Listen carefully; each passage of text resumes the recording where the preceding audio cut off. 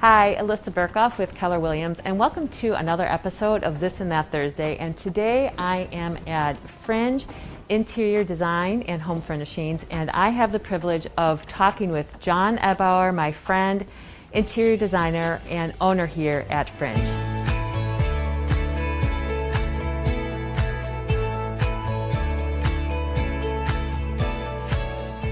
Thank you, John, for inviting me to your beautiful store and taking the time to chat with me today. I'm happy to do it for you. We're longtime friends and you're a great customer, so I'm happy to be here. So let's just start from the beginning. We met when you were a designer at another local store in town. And I guess, how did the idea of Fringe come about and when did the doors open? The idea of Fringe came from, well, Jessica and I, my business partner, it was just time. We had enough experience and enough knowledge that we kind of looked at each other and said, hey, we should do this together. So on January 1 of 2015, we opened Fringe. Nice. And how has business been?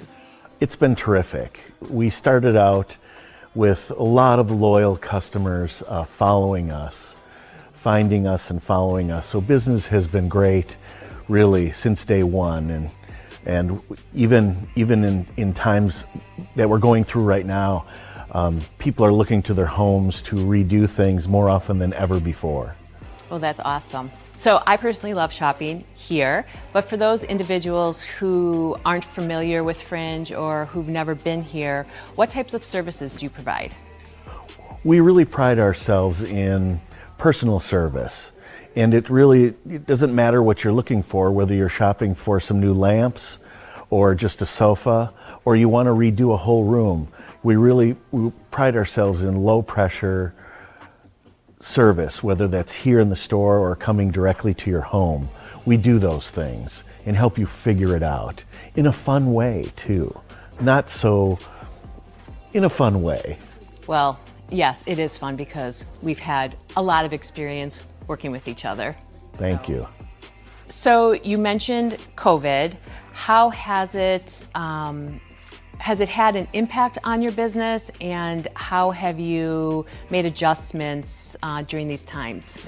With people's experience in ordering online for most everyday items, it seemed natural that they could turn to us and use us virtually. We recut a commercial announcing our virtual Fringe option, which gives you the ability to purchase furniture or consultations all online. So it's been really tremendous. We've limited our meetings, social distanced in the store, of course cleaning protocols and all that, and it's really been successful. People have really warmed up to it. Our industry is overwhelmed with business, and our customers really understand the longer lead times. We really share everything with them so they're not surprised and make it an easy experience. So what would be a typical lead time if someone wants to purchase a custom couch? Well, some things have changed from 4 weeks to 15 weeks. So it's really incredible, the time frame. Factories are working on improving those dates. But, we're in the business of making people happy, so we might sell more things off our floor than we would in the past. So you can get some instant gratification and still have fun. So in 2020, 2021, what are some trends that you are seeing, and what are your opinions on those trends? We're seeing the evolution of gray. Gray has been such a staple in design for so many years, and it's still very important in the design work we do, but we're seeing it transition to more taupe colors, brown colors, warmer colors. We've always had a preference, in my personal taste, is to use colors and fabrics and anything that's in the warmer side anyway. It just creates a warmer, cozy room. Like oftentimes people don't know why they like a room. Well, this might be one reason, is because of warm undertones in everything we use. Even blues, can be warmer. And this couch, for instance? Bright color, because some people just like color in their lives. Some people like color in accents like tossed pillows or an accent wall. Some like it all in. That's why we do things like this, so you can see options. Yep, and they can visualize what it would look like. Yes, they can visualize. And that's another important aspect of my business, is helping people visualize and understand what they're getting, managing their expectations, and doing everything we can up front to make it understandable. All right, so you've been an interior designer now for 31 years? Yes, that's correct. And of all the projects you have done, what was your favorite project and why? One of my favorite projects is something that I'm currently working on and actually finishing up.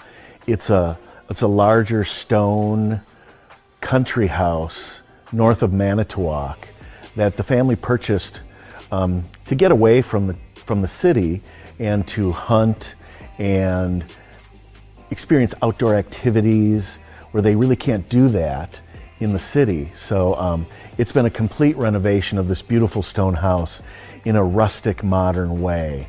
And it's been so much fun. I just brought a carload of accessories up, which is something that's important to us, is to really follow through and finish jobs so they become homey and nice and finished, and people are proud to have their family and friends in their new space. It's been a lot of fun. So everyone has their own opinion on color and what color they should use in their living room, dining room, if there should be an accent wall.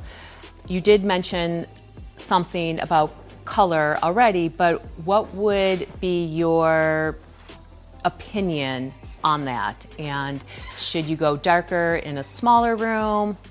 What do you think?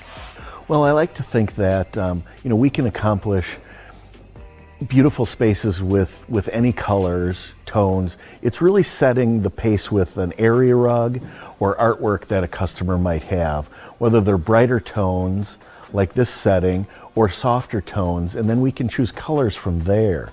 So it's softer, grayer colors, even if they're bright.